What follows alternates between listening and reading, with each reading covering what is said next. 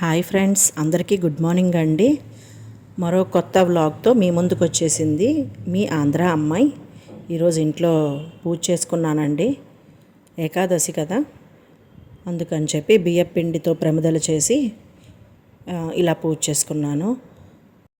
ఇప్పుడు గుడికి బయలుదేరాలండి. మా ఊర్లో గుడికి అంటే అమ్మవారి గుడి అండి, గంగానమ్మ తల్లి అనమాట. ఈరోజు ఆషాఢ మాసం ఏకాదశి కదండి, శుద్ధ ఏకాదశి. అందుకని శాకాంబరిగా అలంకరణ చేశారనమాట. ఈరోజు మా ఊర్లో చాలామంది గుడికి వచ్చారండి. ఇక్కడికి చాలా బాగా జరిగింది దర్శనం కూడా. మేము వెళ్ళేసరికి కొంచెం పర్వాలేదండి లైను, కానీ మేము దర్శనం చేసుకున్నాక మాత్రం లైన్ బాగా పెరిగిపోయిందనమాట.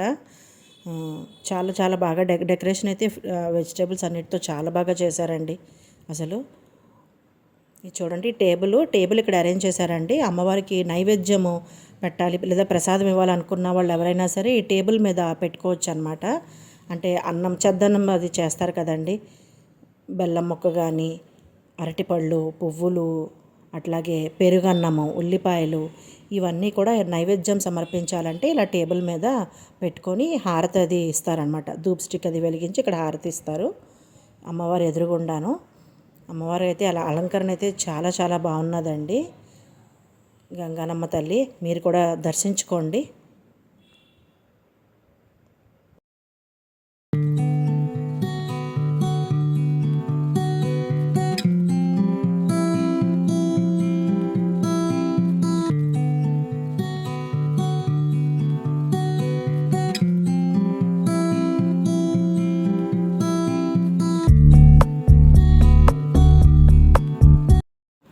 వచ్చిన భక్తులకి ప్రాబ్లం ఏది రాకుండా చక్కగా పందిరంతా వేసి చైర్స్ అన్నీ కూడా బాగా అరేంజ్ చేశారండి.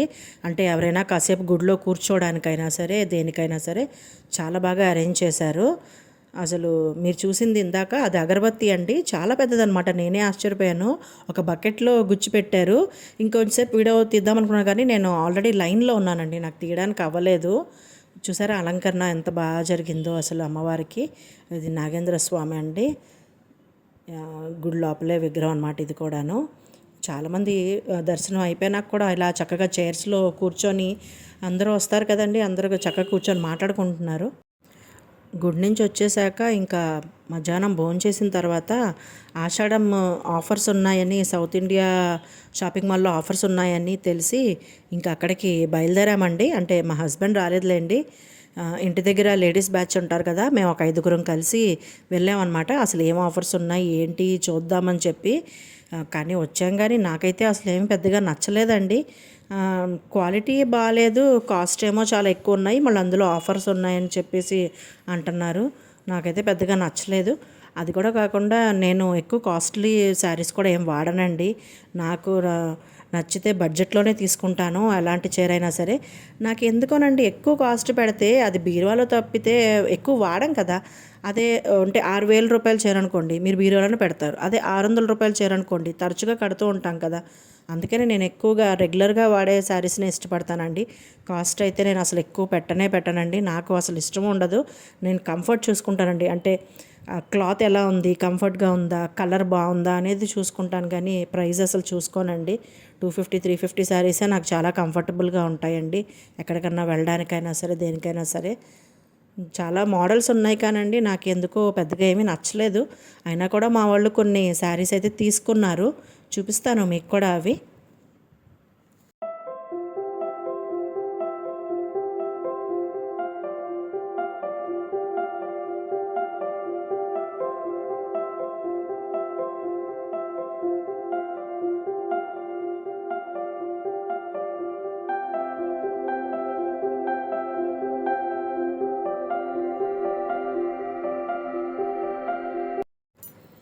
మా వాళ్ళు షాపింగ్ చేస్తారండి. ఇంకా పార్సిల్స్ అవి తీసుకొని ఇప్పుడు ఆటో మాట్లాడుకొని ఇంటికి వెళ్ళిపోవాలన్నమాట.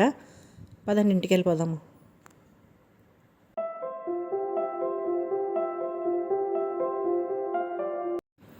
ఇంటికి వచ్చేసామండి.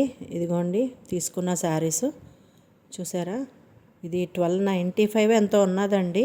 అంటే 1+1 అనమాట, 2 శారీస్ కలిపి 1295 ఆఫర్లో 1+1లోని. బాగానే ఉన్నాయి ఈ శారీస్ అయితే. నేనైతే ఏం తీసుకోలేదండి, ఇవన్నీ కూడా మా వాళ్ళు తీసుకున్నారు. నేను ఇంకా శ్రావణ మాసంలో చూద్దామని ఇంక వదిలేశాను. ఇదేనండి ఈరోజు బ్లాగు. ఈరోజు నా వీడియో మీకు నచ్చిందని అనుకుంటున్నాను. నచ్చితే కనుక సబ్స్క్రైబ్ చేసుకోండి, లైక్ చేయండి, షేర్ చేయండి, కామెంట్ చేయండి. Thank you.